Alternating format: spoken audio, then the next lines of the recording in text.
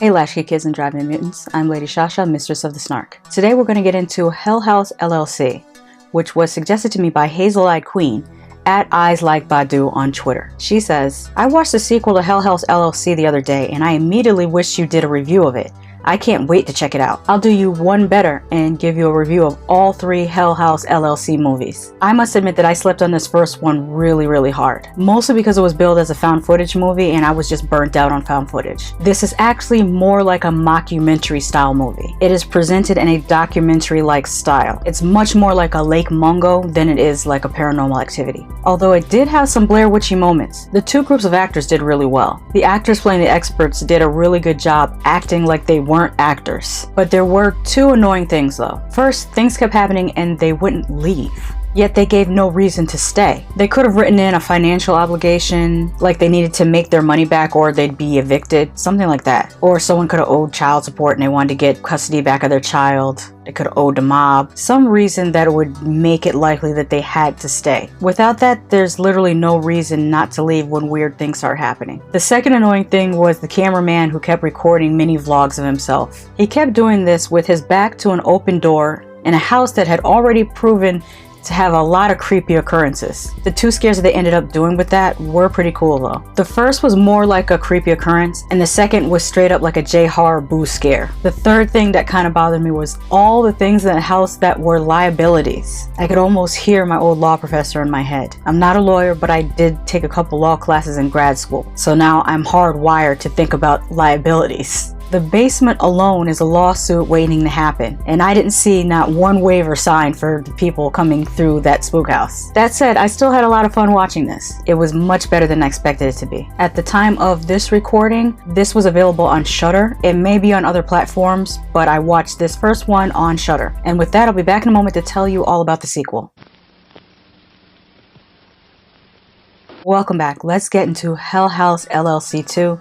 The Abaddon Hotel. It takes place in the same house, but some idiot breaks into this house. He tries to cry and be sorry, but he is no Heather from Blair Witch. She was the sorriest person who ever sorried. His mother is recounting the story and trying to squeeze out a tear from her eye. Why does he look older than his mother? We see a video of some teens and a couple going into the Abaddon Hotel. I really like the morning show segments. The other segments in this, not so much. And the camera angles were a little bit annoying at times. I, for one, do not enjoy the camera looking up actors' noses or anyone's noses. It always irritates me, even when people get online and they do Instagram videos or YouTube and they have the camera looking straight up their nose. I don't want to be able to see your nose hairs. Anyway, in this, 2 investigators, a member from part 1 and a TV psychic who from this point on will be known as Psychic Fuckboy, go into the hotel. The investigators want to go and retrieve some evidence they believe is in the basement of the hotel. The Psychic Fuckboy wants to communicate with the spirit. This jerkface pulls out a Ouija planchette and I was like,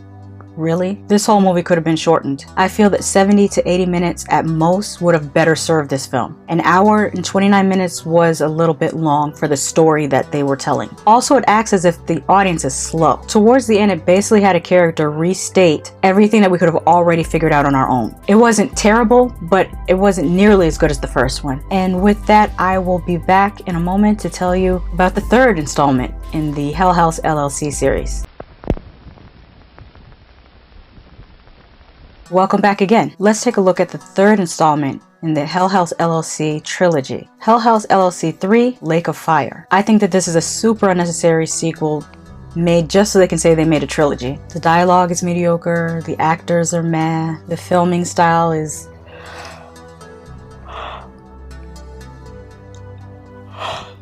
I didn't plan that, but I'm leaving it in because it's accurate. This Halloween store level fake scar on a millionaire investor's face was so aggravating to look at. It kept changing from scene to scene and never looks real at all. It was really hard to keep my attention on this. I literally started playing The Sims while this movie was on. I don't care about the story because it's basically haunted spook house is a gateway to hell and kills people. Stupid ass people keep going to the gateway to hell spook house and get killed. Maybe they were probably told to improv scenes and it's still just so bad, especially in the restaurant scene. This is why I appreciate 70s and 80s movies so much. In a restaurant scene, for example, they would have had background characters having full conversations about things that may have nothing to do with the movie, but set the scene and the atmosphere of a restaurant and make it feel like it's a real actual thing happening. A great example of this is in the film Miss 45. There were people talking at tables and their conversations felt realistically like conversations you might hear at a diner. There's also an excellent scene in Invasion of the Body Snatchers where one character is having a full conversation on a telephone in the foreground and other characters are having conversations behind him in the background. At a party, this is. That makes a place feel real. Makes a moment feel real. Hopefully those restaurant conversations in this movie were improvised, because I feel sorry if someone actually wrote those words for them to say, but who am I kidding? Nobody is expecting Oscar-worthy work here. We're all here for the same reasons. One, I'm a completionist. Although I probably will not see Rob Zombie's last film, there's only so much of the Firefly family I can take.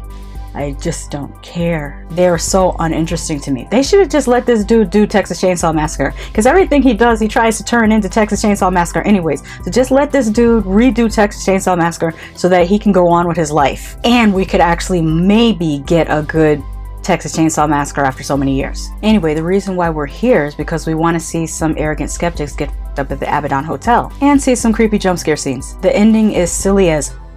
The shaky cam was whack. I've seen more steady cam at literal massacres. I don't mean to be morbid, but I do live in the United States. And unfortunately, we have a problem with mass shootings. The average cell phone video of a mass shooting is steadier than what they showed us at the end of this movie. So now it's hard for me to suspend my disbelief that this is how things would look when people are running for their lives, after we've seen what people actually look like when running for their lives. The payoff at the end had its moments. Some stabbing, a bit of throat slicing. That wasn't bad, but it wasn't a good enough payoff to justify the rest of the mediocrity in this movie. Plus, I was a bit disappointed that they set up this whole hallway with these creepy looking white mannequin nuns, and I was expecting a big payoff with them, and we got nothing. They did nothing with those mannequins. They were just there, just to be there. Like I said when I started talking about this third movie, it's kind of unnecessary. I can't say that I enjoyed it or that I would ever watch it again. But the first two, not so bad. The first one is the best, and I recommend you watch the first one. The second one is just okay, and the third one, like I said, unnecessary. Thank you, Hazel-Eyed Queen, for putting Hell House LLC on my radar. I can now say that I have seen the entire trilogy. At the time of this recording, the whole trilogy was available on Tubi and Amazon Prime. I think the first one was the best, the second one was okay, and the third one is skippable. But don't take my word for it. Watch it for yourself. Just because I love something doesn't mean you won't hate it, and just because I hate something doesn't mean you won't love it. Have you seen the Hell House LLC series? What did you think of it? Let me know in the comments. Until next time. Welcome back. Let's get into Hell House LLC 2, the Abaddon Hotel. Welcome back. Let's get into Hell House LLC 2, the Abaddon Hotel. Welcome back. Let's get into Hell House LLC 2, the Abaddon Hotel. Hey, did you know that I work for tips now? You could hit me up on Venmo or Cash App. While I'm happy to receive the type of coin that jingles, I'd love to receive the type that folds.